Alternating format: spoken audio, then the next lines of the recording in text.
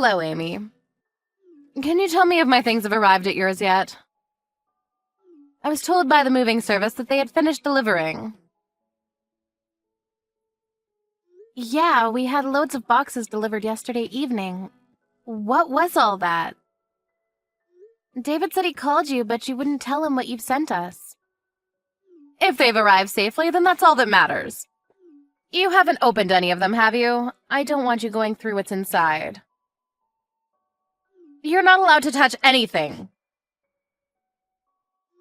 David told me you said you didn't want us opening them over the phone, so I haven't touched any of them. But what are they? There's so many boxes, and we had an extra delivery this morning. I hope that's the last of them, because we really can't take any more. What are we supposed to do with them? We don't have the space to store them, and it's become more difficult to move around because they're all stacked up in the hallway. We can't keep them like this. What do you want us to do with them?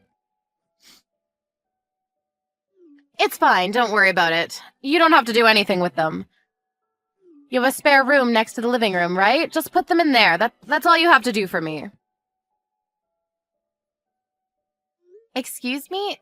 Mary, I can't do that, and you can't just decide that for us. We're already using that room for something else. We can't use it for storing your things. Even if you are my mother-in-law. I'm sorry, but everything's still in the hallway ready to be moved, so I'd be grateful if you'd have them cleared away soon. Don't worry, I'll be there soon. I'll tidy everything away myself, so you don't have to do anything. Everything will be out of the boxes and tidied away in no time, so just leave everything as it is. I'm sorry, what? You're coming here to take everything out of the boxes? I don't understand. Why would you do that? I should be there this evening. I'm asking you why?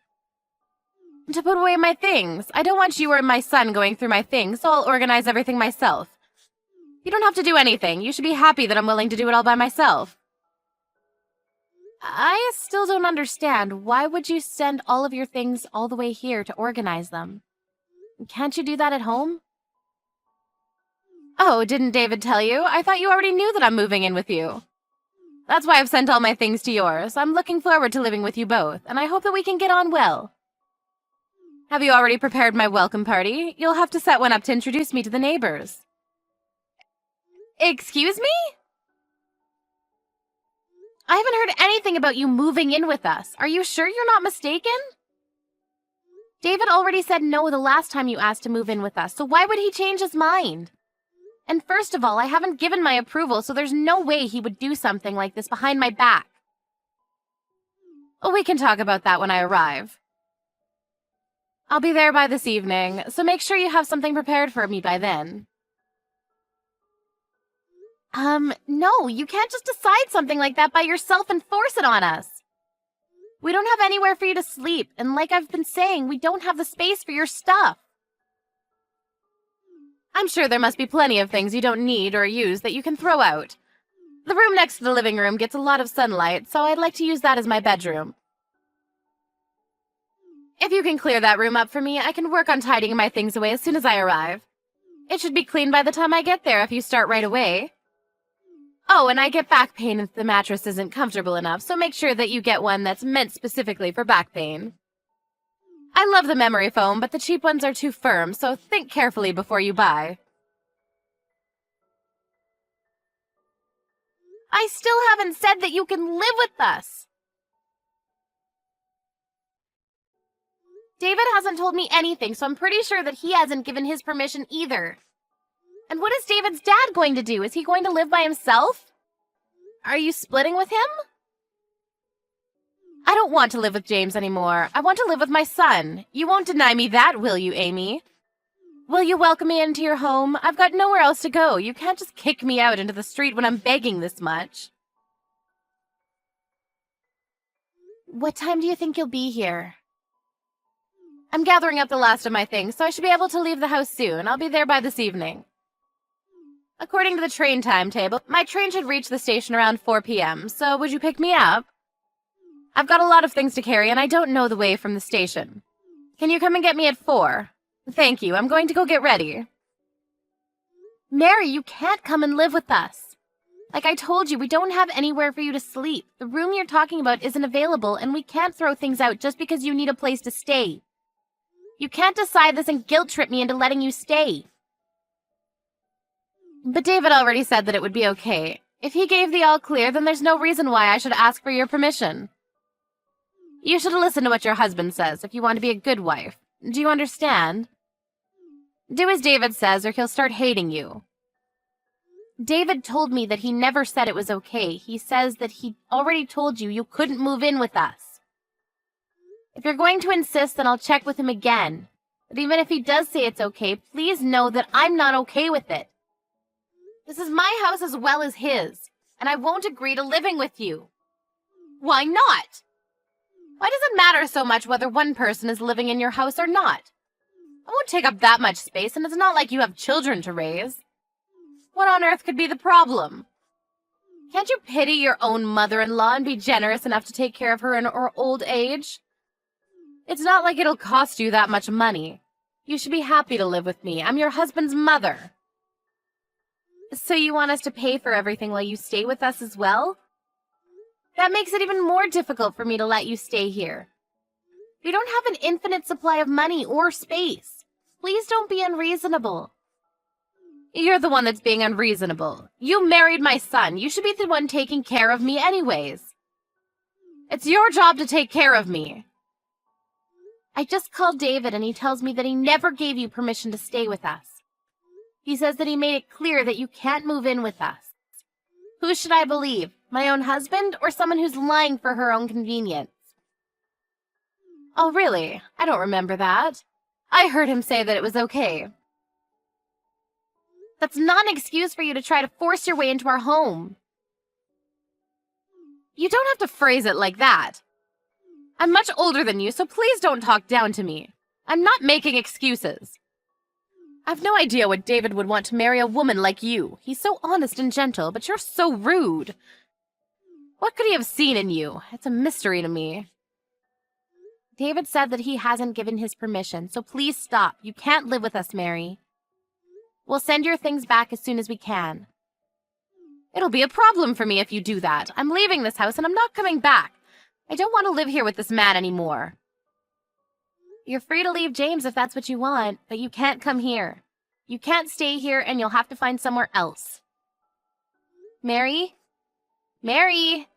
Please don't ignore my messages. Amy? Hello? Call not answered. Call not answered. Amy, where are you going?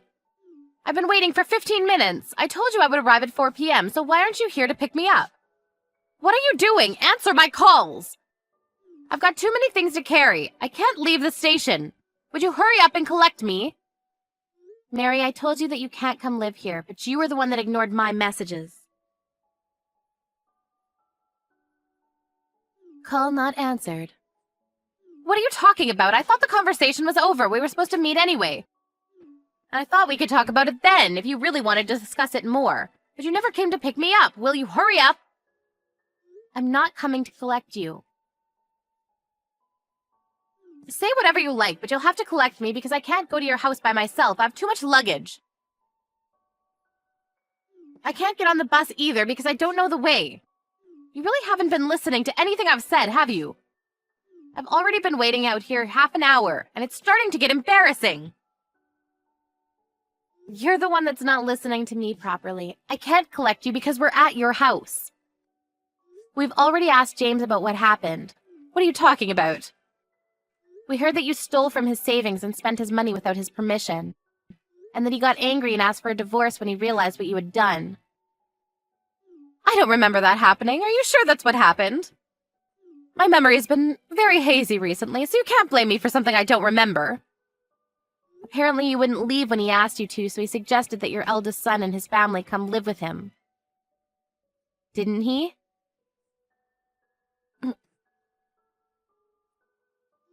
And that means that you have no choice but to leave, doesn't it? Because you were always horrible to your eldest son's wife. She even got depressed because of the way you treated her, and your own son doesn't want you to come near her. So you've never been invited to visit them. I heard that you've never been to see their children, your own grandchildren, because they don't want you harming their mental health either. That's not true. She's just too weak mentally. James is being ridiculous, too. How can he choose his daughter-in-law over his own wife? He told me to leave because I stress her out. But why should I leave? I was here first. She's only here because she's married to our son. I think he's being fair. What did you say? James asked you for a divorce and asked you to leave because you spent his savings, but you wouldn't leave. I think it's only normal that he would prioritize the feelings of his daughter-in-law over you. If anything, you're lucky he hasn't been more harsh on you. You're lucky he hasn't forced you out and made you homeless. He could have done that whenever he wanted. But he knew that you had nowhere to go, so he's given you time to find a new place. You should be more thankful to him. Who do you think you are? I'm not going to let you talk to me like that. You have no right to lecture me. Anyway, every single box has been returned to your house. What? Why would you do that? James said he didn't want your stuff taking up space in the hallway while you searched for a new place, so all of the boxes have been stacked up inside the storage shed in the garden. By David. David did that, but I thought he was at work. He was, but when we decided that the best course of action was to send everything back, he left work early for me, because I can't carry heavy loads. I'm pregnant. What? Why didn't you tell me that? I can't believe it! You're pregnant? That's even more reason for me to come live with you and David. I don't see why that's another reason. You'll need help around the house when the baby comes. You'll be much more at ease if I'm around. You can go straight back to work and leave the baby with me. We're fine. When we're closer to the due date, my mom will be coming to stay with us for a while. She raised 4 children, so she'll be a great help, and I respect her as a mother. And I've already raised 2 fine boys. I raised the man you're married to, so that says something. You'll need someone like me around. I heard from David's dad that you haven't been helping with any of the housework these past few years, and you spend most of your time fawning over a young actor that you recently became a fan of. I don't think I can trust someone who's spent her spouse's savings on buying fan merchandise and doesn't even feel guilty about it. I don't trust you enough to leave you alone in my home with my child. Why do you know about that? I haven't told David any of that. I heard from James when I asked him how things were going. And when David was moving the boxes, he had to open the heavier ones to lighten the load. We saw that it was filled with magazines, CDs, and DVDs. You must have spent a lot of James's money considering the amount of boxes that were filled to the brim. You opened them? I specifically told you not to touch my things. If you've broken anything, I'll have you reimbursing me. I can't believe you would touch my things without my permission. Just how insensitive are you? By the way, your things would have never fit in the room you asked for, and that room has been set up for the baby, so you wouldn't be able to stay anyways. That's why I told you we didn't have any space, but you wouldn't listen no matter what I said. Then what am I supposed to do? I made all these preparations to live with you. And I'm already at the station. I came all this way. That happened because you didn't even ask for our permission before packing up your things. We never asked you to come, and we never said that you could stay. I think it's best that you go back to your house, or rather your husband's house, and ask if you can stay for a little longer while you find your own place. Your eldest son's old apartment is paid for until the end of the month, and he suggested that you could stay there. Might be a better idea for you to talk to them about that when you get back. Well, you'll have to apologize to his wife first. What about David? What did he say? Isn't he on my side? He'll let me stay with you two if you ask him. He's saying that he doesn't want to have anything to do with you. You've already caused him a lot of trouble in the past, and it seems that this was the last straw. We finally finished moving your boxes, so we'll be going home now, but I suggest you go back to your house while you still can, since there aren't a lot of trains running this evening. You'll end up having to sleep at the station if you don't hurry up and make up your mind. Even if you get back, I think the first step you'll have to take is to apologize to your eldest son and his wife so that they can feel comfortable with you letting you in. Considering all the pain and trouble you've caused, It looks like the real baggage is yourself.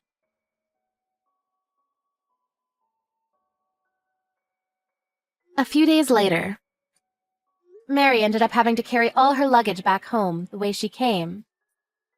She returned, but by the time she got there, her husband, son, daughter-in-law, and grandchildren were all having dinner.